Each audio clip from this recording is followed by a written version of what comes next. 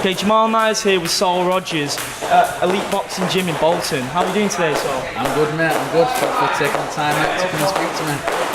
So, obviously you've just come off the back of ACB 54, that was your last fight. What's brought you here to the change of environment?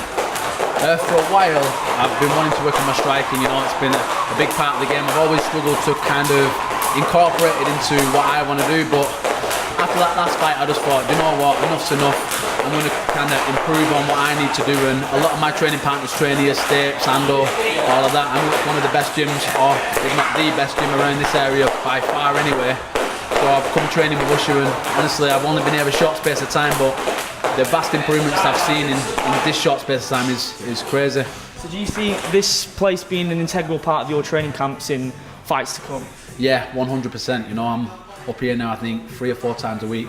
3 is a minimum at the minute. I mean, my wrestling's always been bang on, you know, my grappling's been bang on. I feel like the missing piece of the puzzle was the striking. I mean, it's not to say I'm a bad striker, but I didn't showcase it or have the confidence in the fights to showcase it as well as I knew I can kind of throw it. So being around here with these boxers, training, putting the work in day out with these guys is not only improved me on the technical aspect, but the confidence aspect too. And I think confidence and having that mental edge is just as important as the technical edge, you know.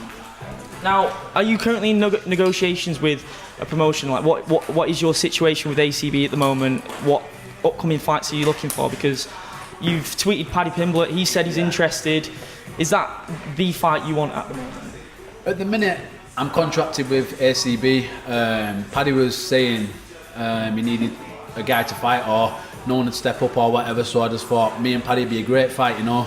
He's a young, motivated kid. He's a good talent regardless of the shit people say after a loss. It's funny, like everyone comes out after a loss, oh, this guy's shit. The same after I lost, you know. But everyone's kind of riding your nuts, you know, when you're winning. And I thought the fight with Paddy makes sense, you know. He's a good fighter. I'm coming off a loss, he's coming off a loss. And mine and Paddy's name's always kind of been up there with some of the best guys in the UK. So I thought that's a fight that makes sense, you know. I'm after the big fights, I'm after the good fights now. In the past, I've always had the problem with I was fighting to get in the UFC or fighting for this or fighting for that. Now I'm fighting because I enjoy fighting. I'm happy, you know.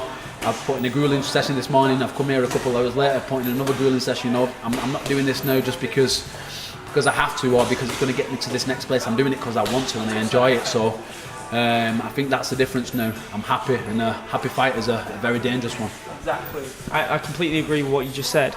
Now, we're just touching upon the experience last time, because I have a feeling that was one of the most testing experiences in the build-up to a fight that you've had, probably the most troubling that you've had. Can you just talk us through that? Yeah.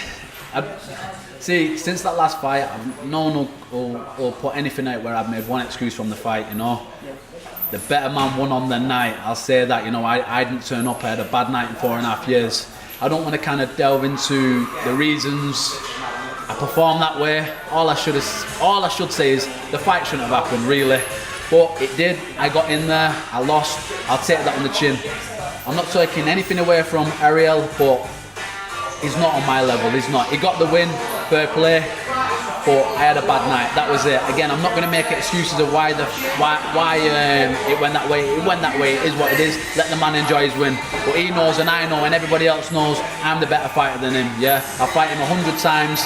Yeah, and 100 times that won't happen again. You know, I won't allow myself to let that happen again. But like I say, the fight happened. I lost. I'm a big boy. I deal with it, and it's time to move on to the next thing now. Put that behind me. You know, I'm going to get no benefit of kind of dwelling on that bad performance. But the thing is, it's like that was my first loss in coming up to 5 years towards the end of this year. Yeah, and I've run through every guy they've faced. I fought ex-UFC